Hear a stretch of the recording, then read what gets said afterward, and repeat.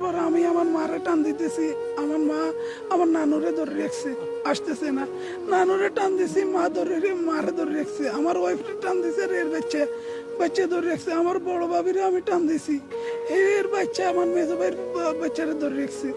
আর আমার মেজো ভাইয়ের ওয়াইফ কিভাবে আসছে আমি বলতে পারি না, আমি দেখি না এই কিভাবে বাইরে গেছে।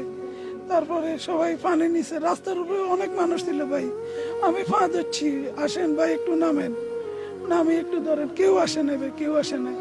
আমাদের ডুবুরিরে কল দিছে, আমাদের বাংলাদেশের কারণ ডুবুরিরে কল দিছে, ওরা আসছে ফায়ার সার্ভিস। ওই জায়গায় আগুন লাগছে, আগুন নিবে তো ফায়ার সার্ভিস। আর ওই টাইমে ডুবুরি আসলো, আমার সবাই কেউ না কেউ বাসে। তারপরে ডুবুরি আসার পরে আসে নাই, ফায়ার সার্ভিস আসছে। ফায়ার সার্ভিস আসার পরে এরা এদিক সেদিক আধা ঘন্টার মতো ঘুরতেছে, পুলিশ এরা। তারপরে এক ফায়ার সার্ভিসের কর্মী বলতেছে আমি নামবো, আমি উঠাবো। এ না, আমি গাড়ি বাইর করতে, গাড়ি কোন জায়গায়, গাড়ি বাইর করি। তারপরে একটা ওই পুলিশের এটা কি বলে রেকার উঠাইছে, রেকার নিয়ে আসছে, রেকার নিয়ে আসি গাড়িটারে যেভাবে উঠাইতেছে। উঠানোর পরেও আমার ওয়াইফ জিন্দা ছিল, মরে নাই ওই টাইমে।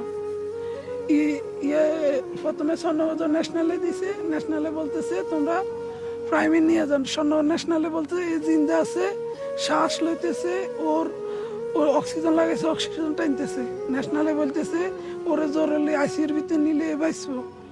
প্রাইমে নিছে, প্রাইমে নেওয়ার পরে প্রাইমের ডাক্তারের কাছে আমার ওয়াইফের ওর বোন তিনজন প্রাইমের ডাক্তারের ফাঁদ হচ্ছে। প্রাইমের ডাক্তার এক কথায় বলতেছে পুলিশ এই জায়গায় আসা ছাড়া আমরা চিকিৎসা করবো না। পা ধরে বলতেছে এর মরে যাইতেছে, এর একটু আইসিউর ভিতরে নেন, ওরা নেয় নাই। কি কারণ আমাদের দেশে আমরা বিদেশ দেখছি, কোন দুর্ঘটনা হয়েছে ফেরস্তার মতন 1 সেকেন্ড লাগে না, কেউ ফোন দেয় না, কেউ ফোন দেয় না ভাই, কেউ ফোন দেয় না। 1 মিনিটের ভিতরে ওরা আসি, সামান ফুড়ি যায়, সব চলে যায়। মানুষ কি আছে, ওরা আগুনের ভিতরে ঢুকিছে, মানুষের বাইর করিয়ে নিয়ে আসে। আর আমার দেশের কারণ ডাক্তারে বলতেছে পুলিশে যাত না আসলে চিকিৎসা করবে না, এই মৃত্যুর সাথে লড়াই করতেছে। যখন প্রাইমের ডাক্তারের বলতেছে আপনার হাত দেখেন, ওর জ্ঞান আছে কিনা একটু বলেন, বলতেছে আমি এটা টাচও করবো না, পুলিশ লাগবো।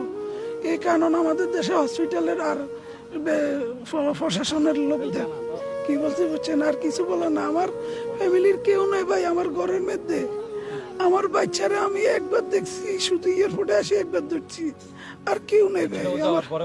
আমি বিদেশে আমার ওয়াইফের সাথে আমি 1 মাস 10 দিন সংসার করছি ভাই, আমি রিলেশন করে বিয়ে করছি ভাই। আমার ভিসা হওয়ার পরে যখন চলে যাবো আমি ওরা বিয়ে করছি।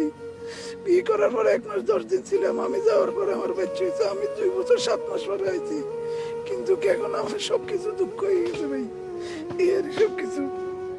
একটা জিনিস খেয়াল করছি না যে গাড়িটা ডুবার ব্যাপারটা খেয়াল